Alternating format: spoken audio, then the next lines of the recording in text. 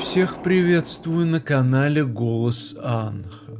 И в сегодняшнем видео я расскажу про ближайшее лунное затмение, которое состоится уже 28 октября. 28 октября 2023 года в 23:24 по московскому времени в Тельце произойдет лунное затмение, а вместе с ним нас ожидает кровавое полнолуние. Это второе затмение месяца и последнее в этом году. Это также последнее затмение на оси Телец-Скорпион. Затмения Тельца и Скорпиона начались в ноябре 2021 года, и их цикл завершится затмением 28 октября этого года. Последнее затмение в этой серии является заключительной печатью так называемого документа периода жизни. Сейчас мы все завершаем то, что началось почти 2 года назад. Если мысленно вернуться назад и проанализировать, что происходило в нашей жизни с того времени до настоящего момента, то можно понять, о каких событиях идет речь. Вспомните, какие темы и вопросы обсуждались в этот период, с какими ситуациями или энергиями вы сталкивались в своей жизни в этот период. Сейчас он прошел полный круг и подходит к концу.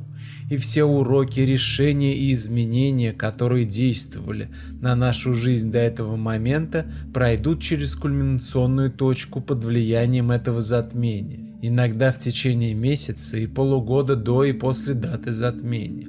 Затмение в Тельце выведет на поверхность фундаментальные вопросы, связанные с финансами, собственностью, имуществом, деньгами и тем, что мое, что не мое.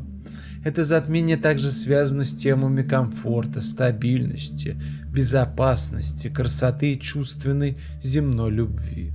Затмение очень интенсивное, даже жестокое. Оно происходит на фоне высокой активности Плутона, ночного управителя Скорпиона.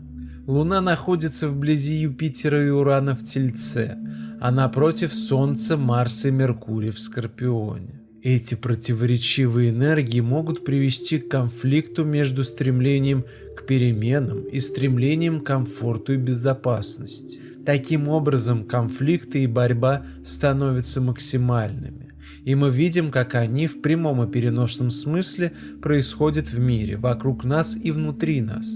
Поэтому может возникнуть ощущение очень бурного и эмоционального цунами.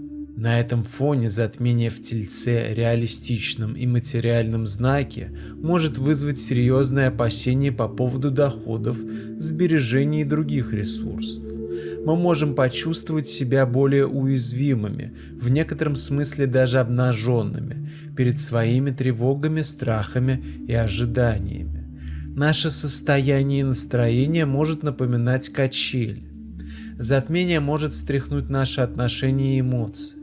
Прошлые проблемы и непереработанные эмоции могут всплыть на поверхность и потребовать внимания, решения или каких-то действий. Затмение может также вызвать перемены на работе. Все это требует мужества. В конце концов, мы стоим перед новой дверью.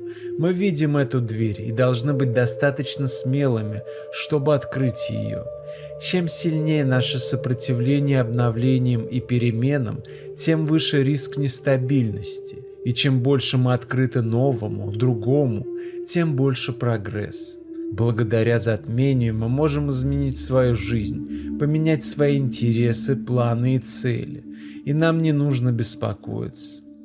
А я также напоминаю, что у меня есть группа ВКонтакте, с которой я рекомендую ознакомиться, перейдя из ссылки в описании под видео или закрепленного комментария. А на сегодня это все и помните. Хотя энергия Луны в это затмение может вызвать напряжение и конфликты, она также может привести к эмоциональной глубине и более глубокому пониманию скрытых вещей. Всем счастья и здоровья. До новых встреч!